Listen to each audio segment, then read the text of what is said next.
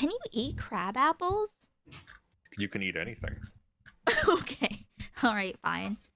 Fine. Um, They're bad for your teeth. They're very acidic. But yeah, they and don't crab seem apple like they. jam is quite good. Oh, okay. They're just very tart. Think like a tougher, more sour Granny Smith.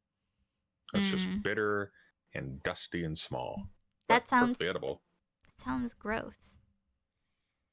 Um, okay, so we were watching your Alec Gunter debate, and we haven't even Mm-hmm. gotten very far in it. Um, Because it's you. yes, Yeah. yes. Yeah, figures. Um, so what were we? What were we even doing?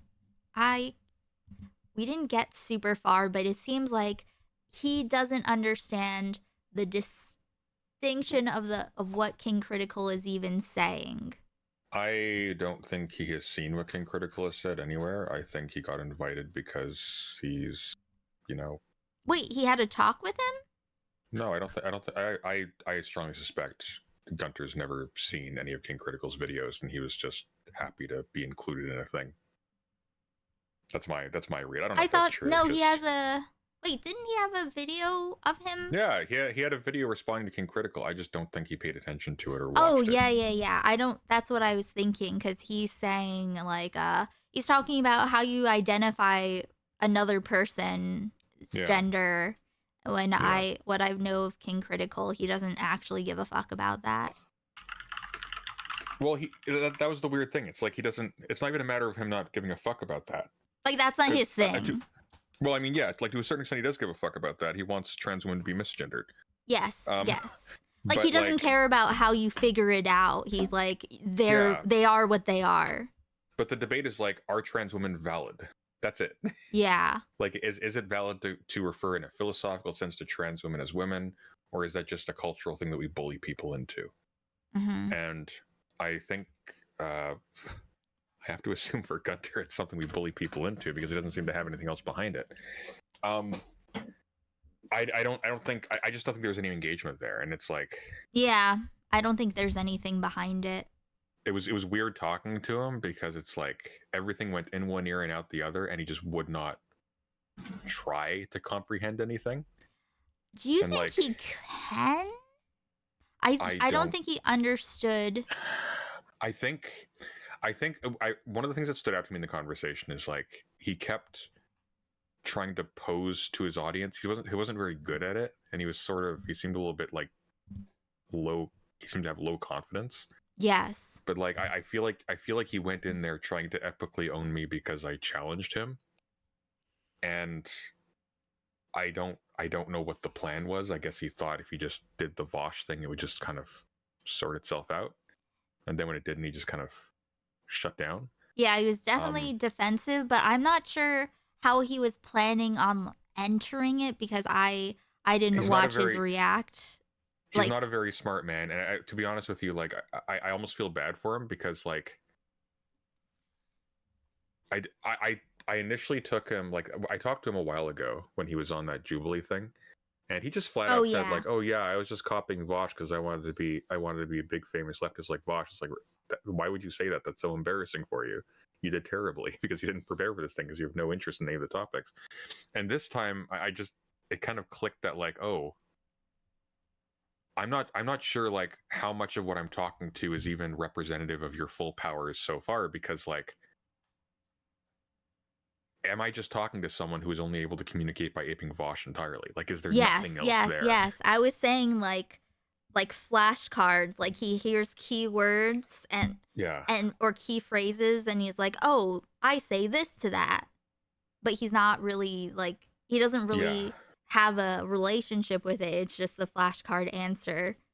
And not really processing. Like I forget what you said.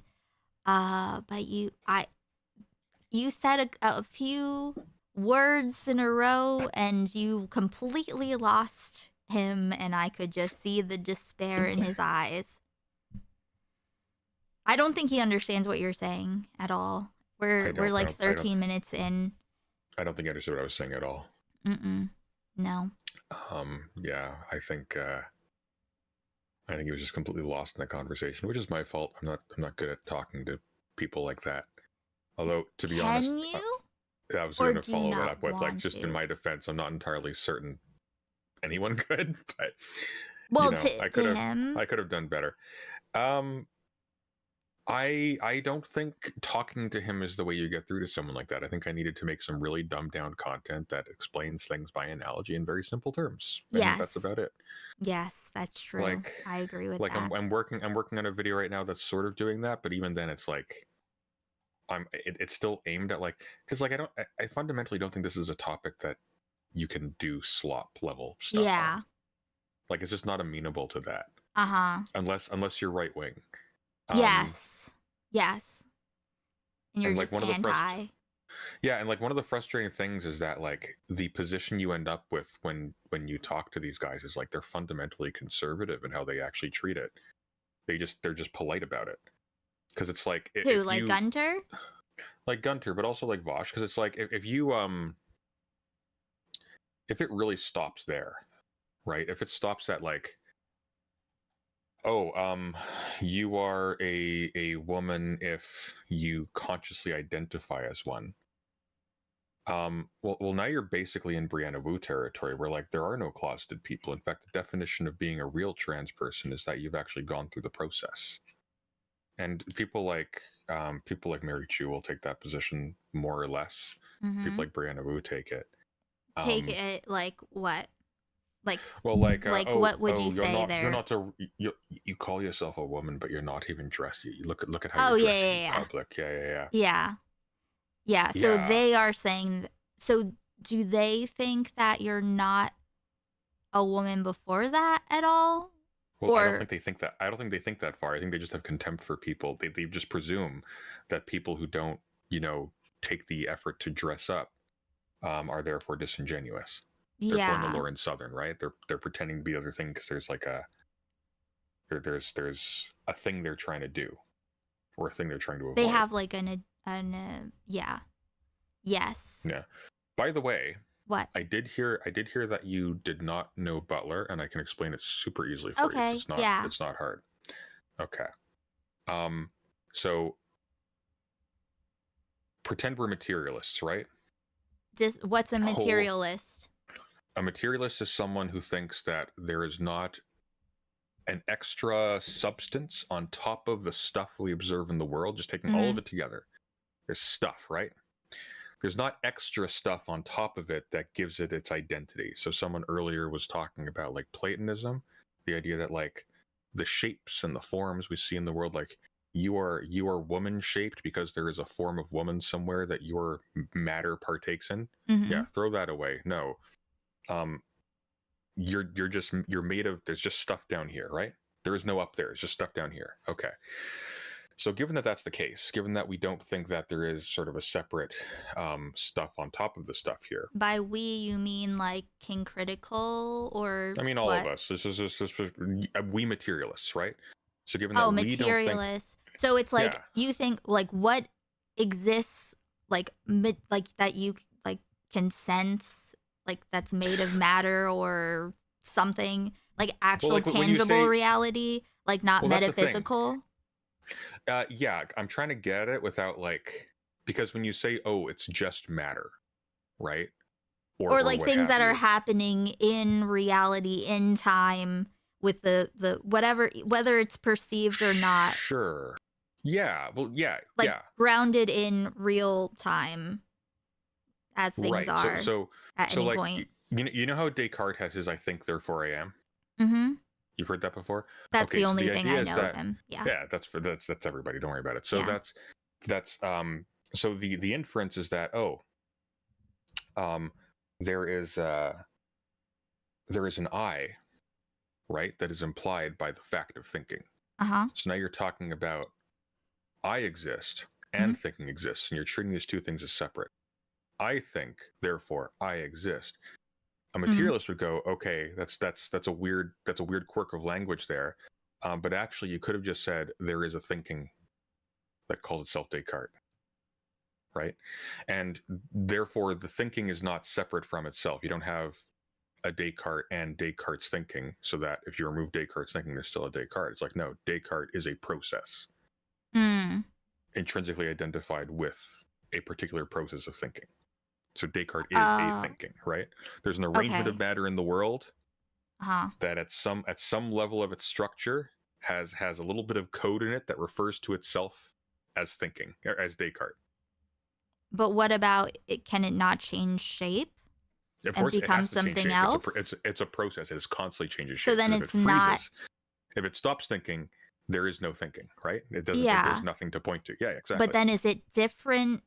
Like, it can Descartes completely change shape and still be the same thing? That's an interesting question. But here's the general point I'm getting at.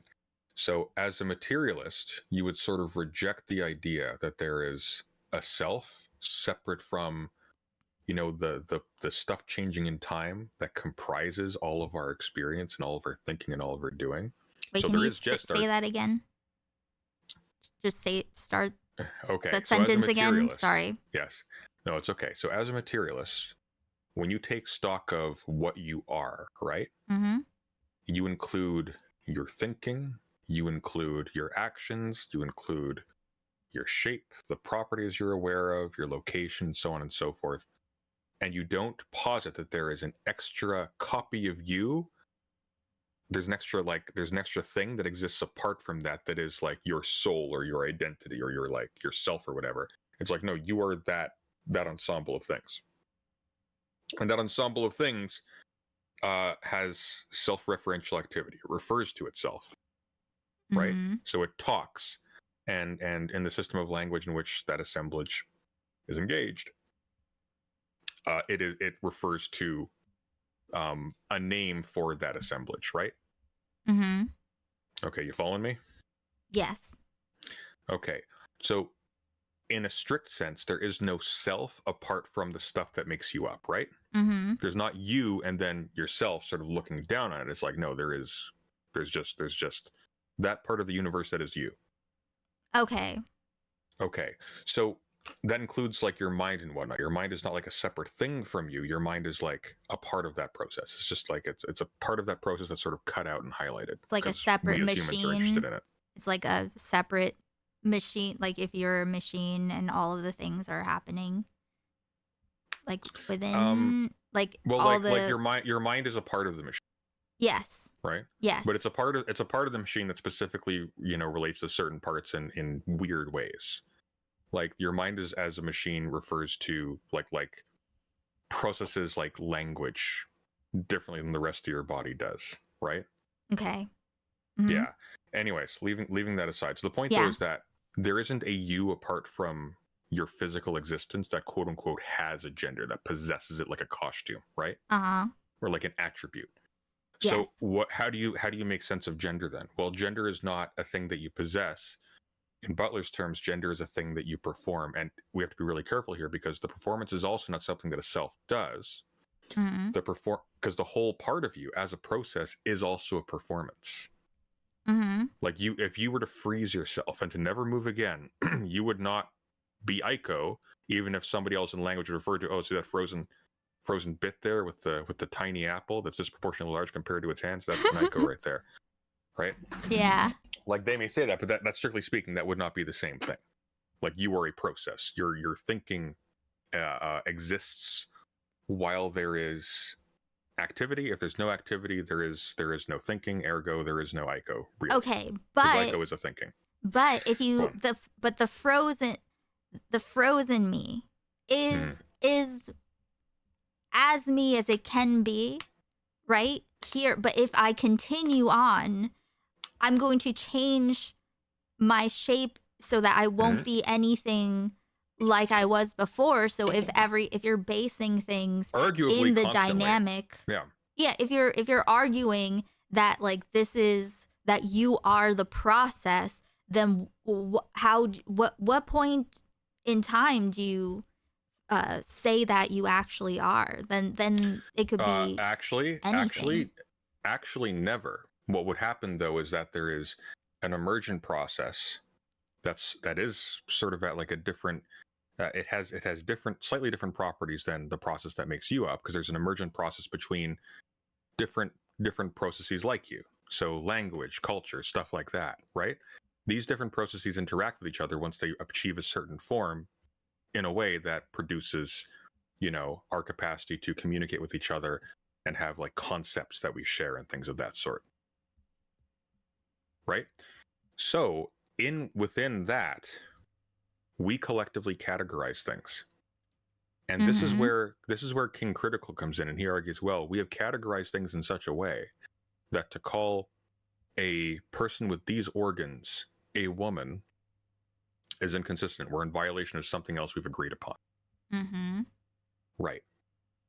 However, he's missing something pretty critical here.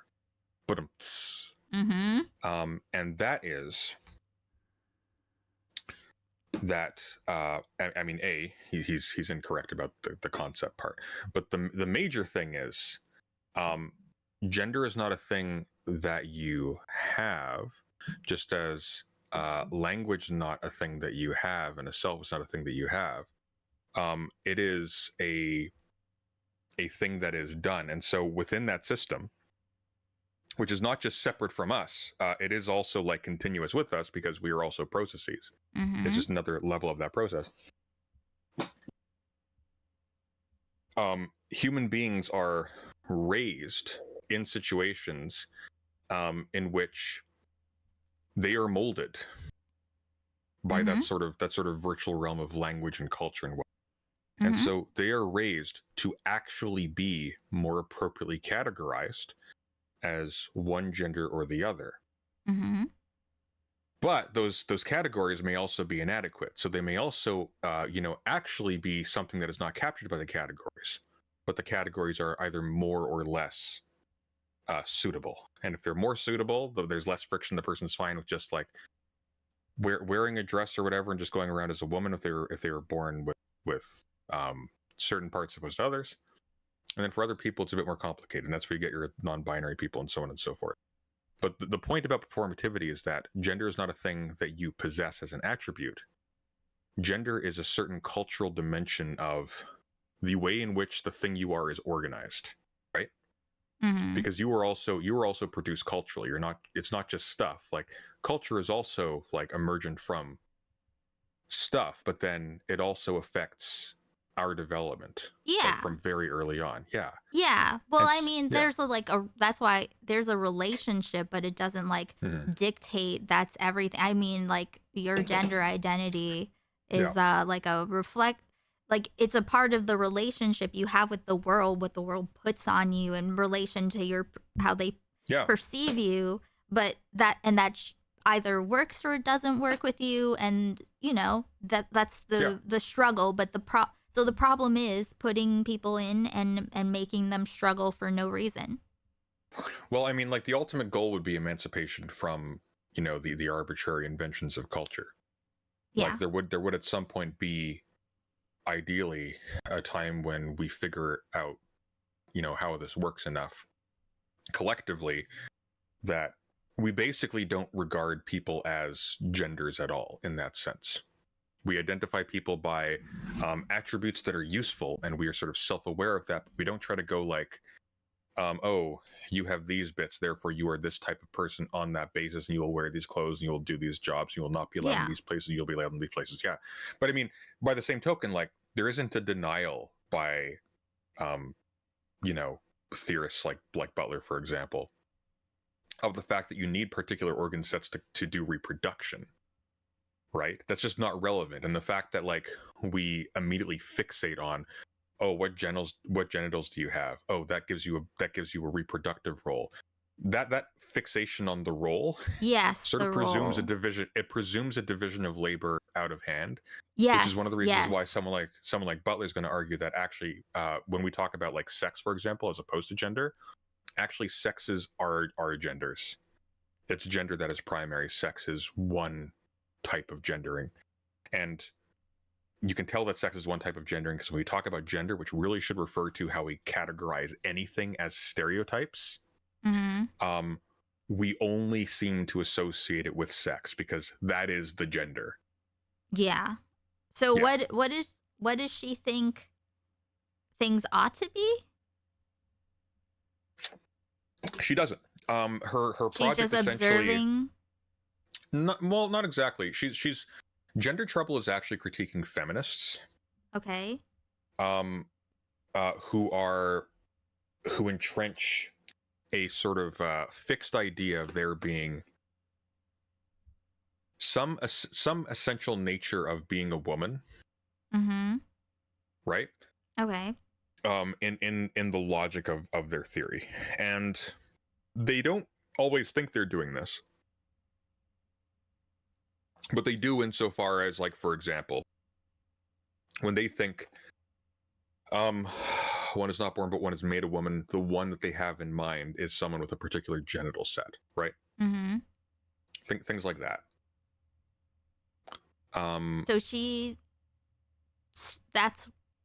So what does she believe, though?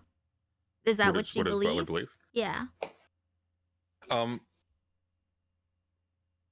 I would say that it's more appropriate to think of what Butler is doing is trying to understand what these concepts actually mean in our language. Like what is actually the thing that is being picked out by the word gender. What is actually going on? It's not so much a matter of like she has a goal with it. It's more a matter of like she's trying to improve our understanding of this so we have more clarity. Okay. Yeah. So one of the things that she's doing is she's really trying to emphasize that gender is not a thing certain human beings have a certain type of.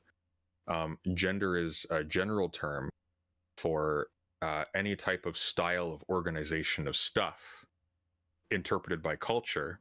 Mm-hmm. In relation to the sex, to what your assigned sex is? Sex would be a gender in this case. Sex is gender. Like a part of gender.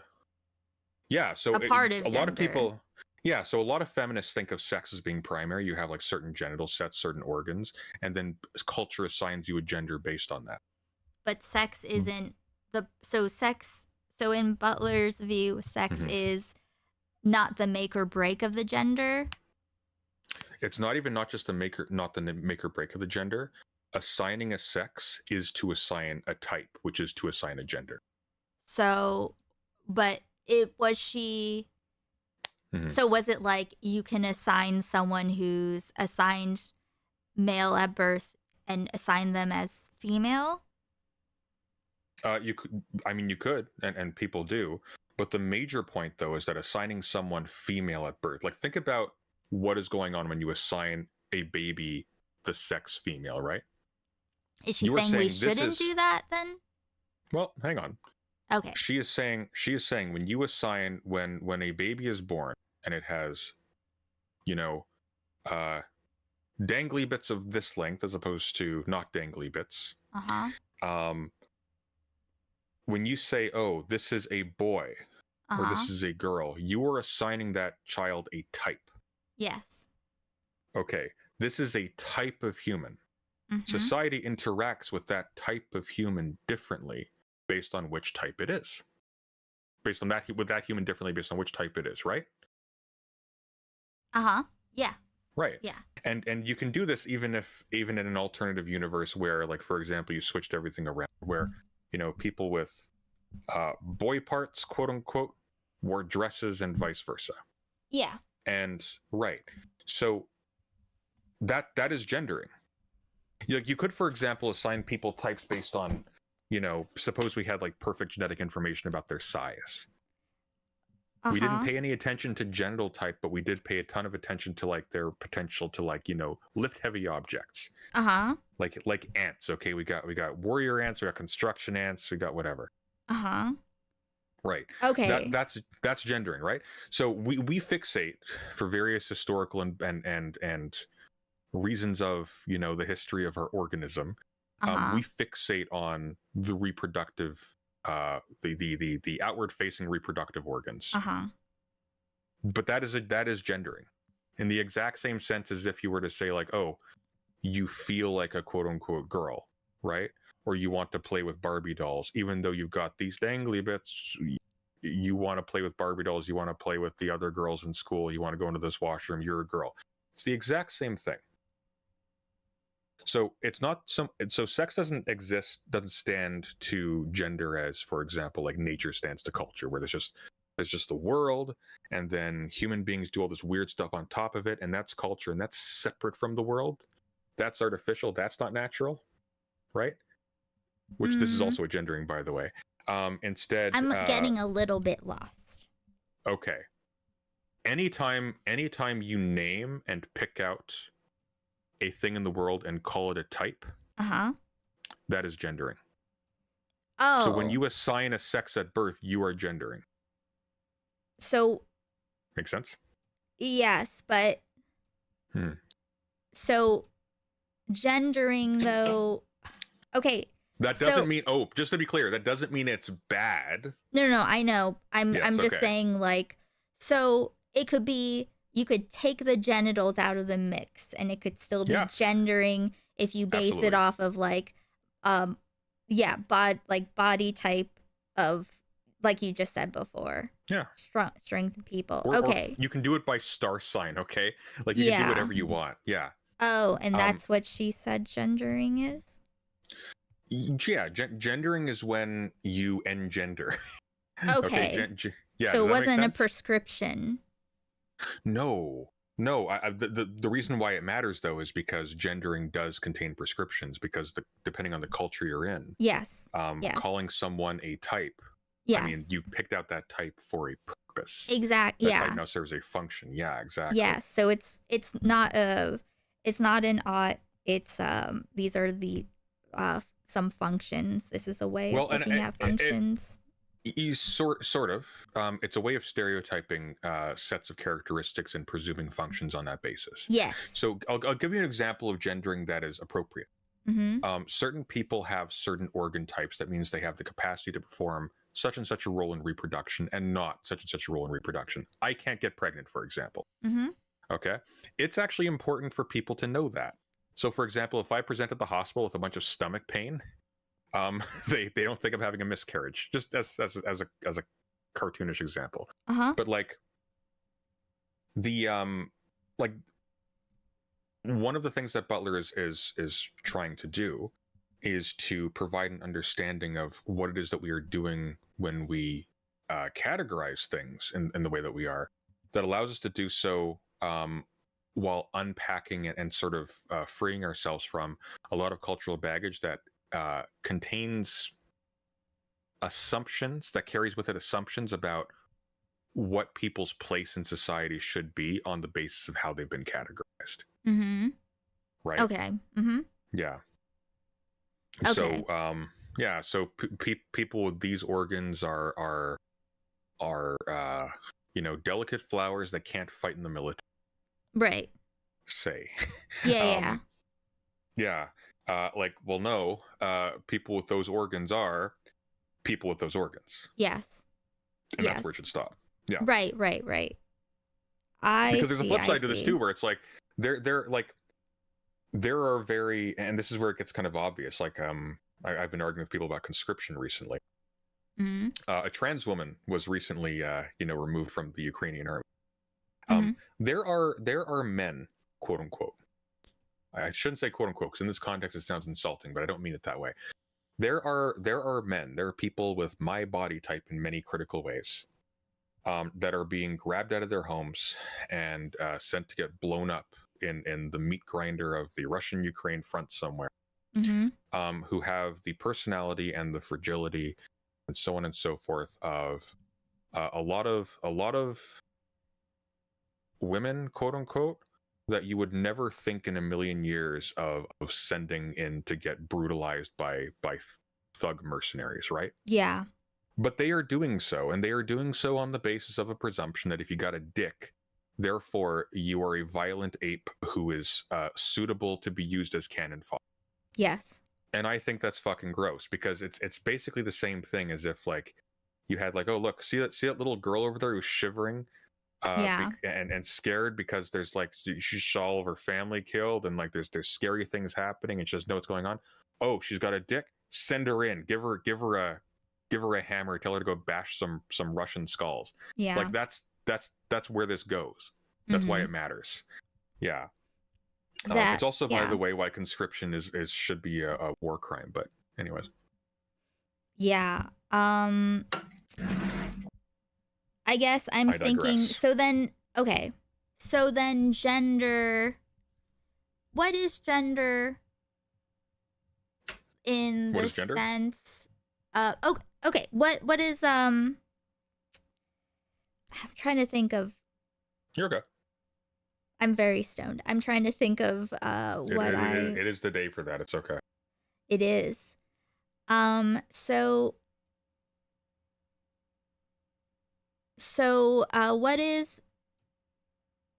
what does she say about or some ideas about in general? Okay. So if you completely removed genitals from that and just had it be strong people, what's the how would this, well, I mean, then if you're just replacing people into the oppressive system anyway.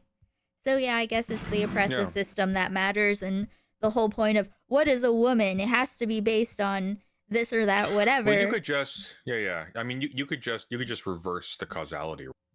So people say, oh, women have these organs, therefore they are weaker. But you could say stronger people have these organs, and you just go in the opposite direction. Yeah. And if you use that as the basis, determining people's fate, or how you treat them, like that's where this would become a problem. But there's nothing wrong whatsoever with pointing out, oh, so and so with a dick and balls and these giant muscles and facial hair is the strongest person in this group of people, none of the others of whom have this, because sometimes that does happen.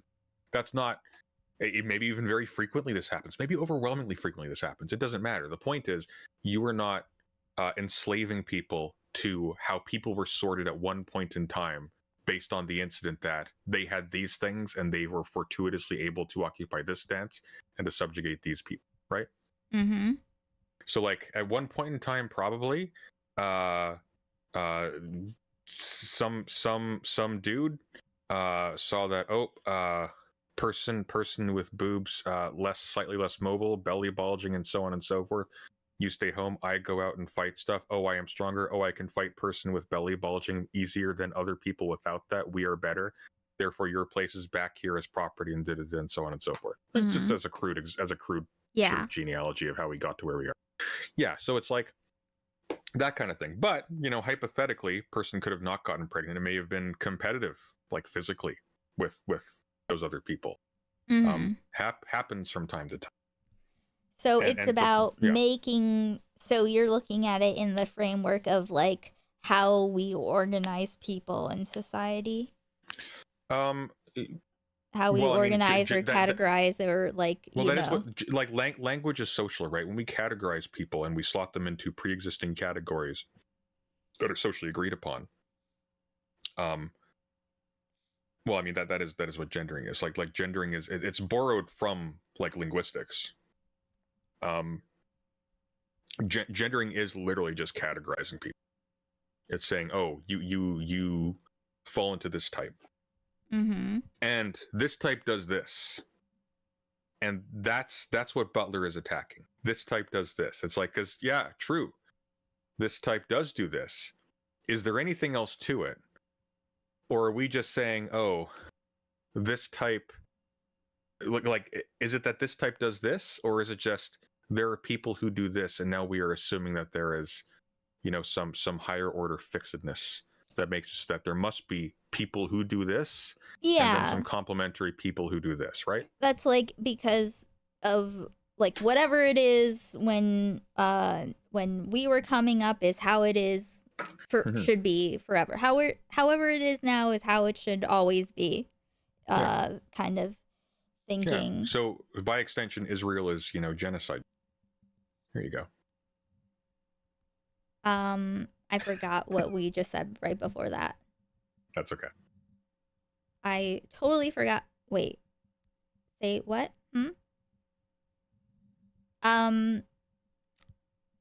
what was I thinking? Oh, King Critical's conception of gender is basically that these are fixed types. There are men and there are women, and people are either men or women. That is that, and men need to be treated in one way, and women need to be treated another. Yeah. Yeah. And then Butler points out that, well, no, human beings are constituted by their situation to approximate to some set of behaviors that these categories don't actually fully capture. And they might have been otherwise. And in fact, sometimes the insistence on these categories and the insistence that people who meet these categories do these things makes it so that they do. Sometimes that is actually productive of the type of people who fit those categories. Sometimes our categories are sort of self-fulfilling prophecies. Men brutalize themselves to approximate to the ideal of quote unquote man.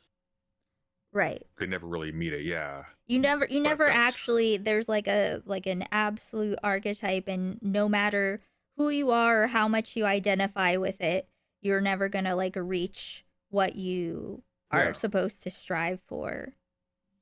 Well, so, yeah, and it's like it's sort of like it's sort of like how like men are dependent on women to be sort of their opposite and their caretakers, but also the ideal of the man is to be totally independent. Yeah. And so it's like it's just a fundamental constant breakdown. It doesn't actually work. Yes. Yeah. You can't stop and think about it. You just have to keep going with it, because otherwise it breaks apart. You can't look down.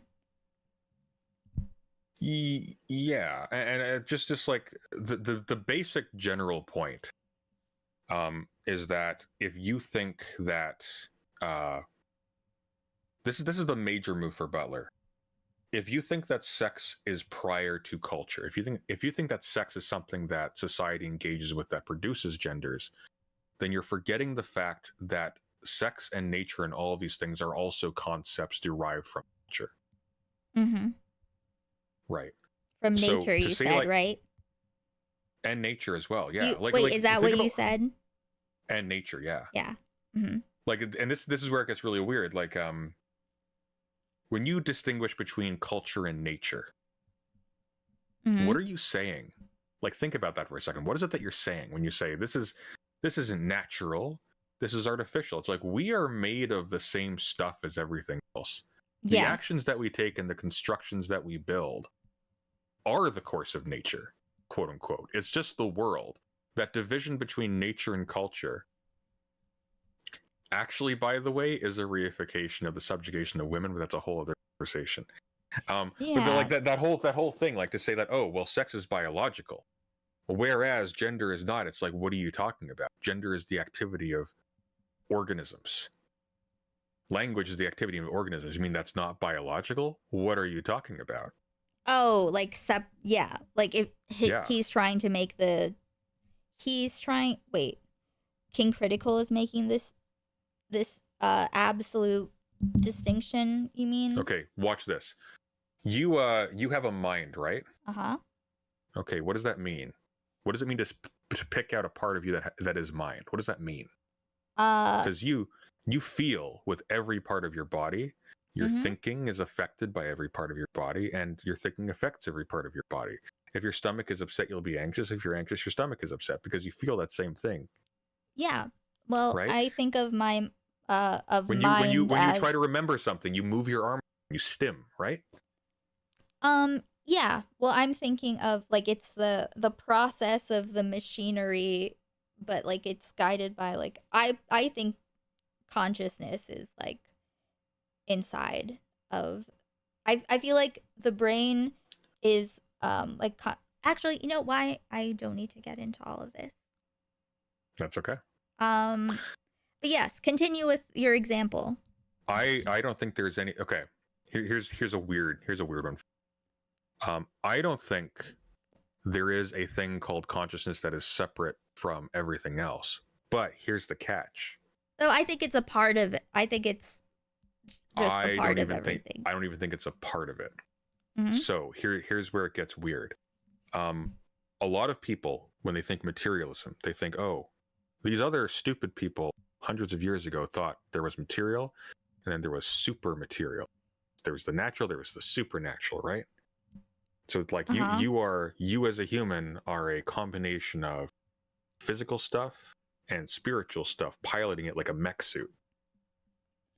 Yeah, I don't think that. I think that's distinguishing spiritual from. It's I agree. Too. Yeah, it's too human perception. Like, it's too limited. Okay, but here's the thing though that happens. Mm-hmm. When people go from that point of view to a materialist point of view, they think, oh, actually, we subtract all of that stuff associated with mind and reduce it to the lower activities, quote unquote, of matter. It's all just that stuff. Because here's the problem. Sounds like coke. It does, but here's the problem though. It does sound like coke, but it's coke based on a misperception. Mm-hmm. Because the actual insight here is that, wow, matter is capable of thinking. Matter is weirder than you thought on this other point of view that treated matter as mundane. This is, by the way, why Christianity leads to nihilism. Yes. Because it puts your hopes in a separate world and then impoverishes this one. And when you lose that one, you lose all of the interest in this world. But here's the thing. All of that was actually down here. Yes. Like, matter is capable of thinking. That's weird. Like, matter is capable of generating something that approximates to what we would call a first-person perspective. That's weird. So, like, when we're talking about materialism, we're not actually talking about something as dismal as materialism as conceived by, like, a Christian fundamentalist who thinks, like, oh, atheists think we're just meat machines. It's like, well, no, there are no meat machines. Stuff is weird, right? Yeah. So, yeah. I see. But here's the thing, though. Mm-hmm. So, before we had a notion of there being a separate, like, type of substance, right? There was spiritual stuff and there was physical stuff. Mm-hmm. We still divided between the bodily stuff and the mental stuff. Yeah. Which is interesting. Mm-hmm. Because obviously it's all connected. Yes. Obviously, like, the same blood that flows through every one of your organs also goes through your brain. It's made of the same stuff. You think and reason not just with your imagination. That has to engage with your eyes, your limbs, your skin, everything. Like, you think with everything, including your stomach, your internal organs, etc. Like, everything works in tandem. And you think actually with all of you. Their thinking doesn't just take place in your brain. Yeah. And so how do you separate these two? And what happens is, at some point in the past, women got relegated to household tasks and were responsible for, maintaining the conditions of life at a comfortable level, which freed men to go do cool stuff like art and politics and war and things like that. Stuff that predominantly focuses on you using your imagination and your eyeballs and your voice. And so one of the things that happens is we end up with a notion of the natural and the bodily as associated with women, and the artificial and the divine as being associated with men. Yeah. So one of the things that happens then is that the notion of a mind-body distinction actually becomes a vehicle for sexism. And this is kind of borne out by the fact that when you read about colonizing, like peoples, for example, talking about the people they're enslaving and the countries they're invading, they talk about it in terms of, like, these are virginal, innocent things in need of our direction. Or in some cases, like in the case literally of Virginia, which is called that for a reason, like, quite literally it needs to be, dominated or ravaged by Europe. It's really fucking weird. Yeah, but, like, that's the thing, though, and that's actually one of the directions that people in sort of Butler's milieu go, which is like, well, actually, gendering isn't just something that affects people in terms of how unfairly they are treated based on, the dangly bits they got. Gender is something that infects our metaphysics. In fact, it kind of constitutes metaphysics. So when you break that down, you get into really weird places. It's actually one of the reasons why Butler is, like, explicitly using Nietzsche, because this is a move that Nietzsche made. And it's really frustrating seeing a whole lot of people think that Butler is just talking about sex, because the entire point for Butler is not that, oh, we should be thinking about sex a lot, we should be thinking about gender and fairness a lot. It's like, no. Sex and gender are doing your thinking for you, and we need to break that down because we're missing a whole lot of stuff. Does that make sense? Yeah. You don't have Yeah. we don't have enough like pieces of understanding of reality in order to like break it down to such like simplistic categories. Like Not just that, there's a but the function. manner. It's happening, Yes. but it's matter of us understanding what's happening, and we have a limited understanding of what's happening, but there is stuff happening.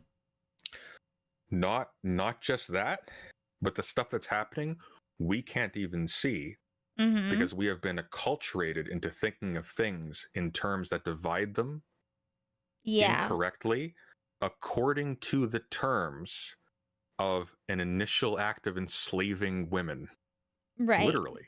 So there's no chance for it to be, there was no chance for it to develop quote unquote naturally, like without, not naturally, but like no, I get what you're saying, and I like that you're onto that. So someone mentioned Platonism earlier, right? And I brought it up again.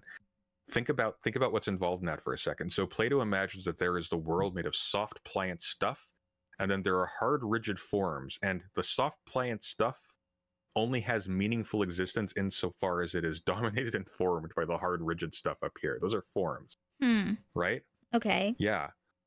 So quite literally, a top-down relationship between thinking and bodily stuff down here. The one directs the other.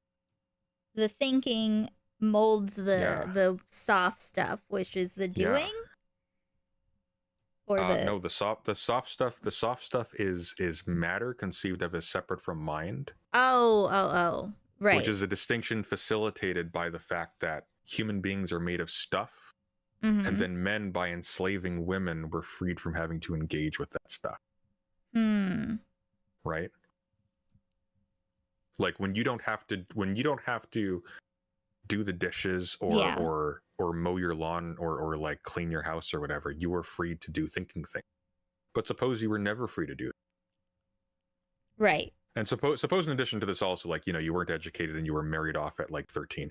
You might approximate to the stereotype. Yes, like you fit into when no, go ahead. Like when Aristotle thinks that, like, women aren't as smart as men, they aren't as strong as men, they aren't as capable. It's like, I've no doubt in your society that's true, because you married them off as children and you never taught them to read. Yeah. This is the construct. It's a self-fulfilling construct that you've created that's convenient for the people in charge, the people who have the power. It can be convenient for the people not in charge too. Like, people can benefit, for example, from like there are very cruel and otherwise tough people in this world who would be very appropriate for a military position, who are protected from that because they got boobs. And there are very fragile and sensitive and whatever people who are very much not appropriate to that, who are being grabbed off the street and sent to their deaths. Got it. They don't. Yeah. Like any other kind of like something that works out in your favor. In a category, in a certain situation, in a category. There are terms for slaves once upon a time who managed to get along with their masters and like their spot. Yeah, it's a thing that women can do. It's a thing that men can do. Like it's Yeah. So. What was I going to say? So then, okay, so what would you say to King Critical then? Like, what would be? I haven't seen you do any content about him. So what's? I would say that someone who is so inattentive to their underlying presumptions probably has a less thorough idea of what is demanded by personal hygiene than they think, and that they should go take a bath. Okay, so he should take a bath. He should take a bath. Well, okay, what would you say to someone? Okay, so he's saying, say what his argument is, and what would you say back King to Critical's it argument very shortly is that our language requires us to identify people with dicks as men and people with vaginas as women. Okay. And that's it. That's all he's got. It's a bit more than that, but yeah, basically his reading of Butler's terrible. Okay. I've got a video on it. It's called Transphobia Makes You Stupid. Oh, okay. Okay. That is responding to King Critical, so you can see my take. Okay, cool. That sounds good. No pressure. No, yeah. But that sounds interesting. But speaking of dicks, I really got a pee, so I'm gonna let you go, okay? Okay. Thanks for calling in. Yeah. We'll talk more later. I'm interested in stuff. Okay. Okay. Okay, goodbye.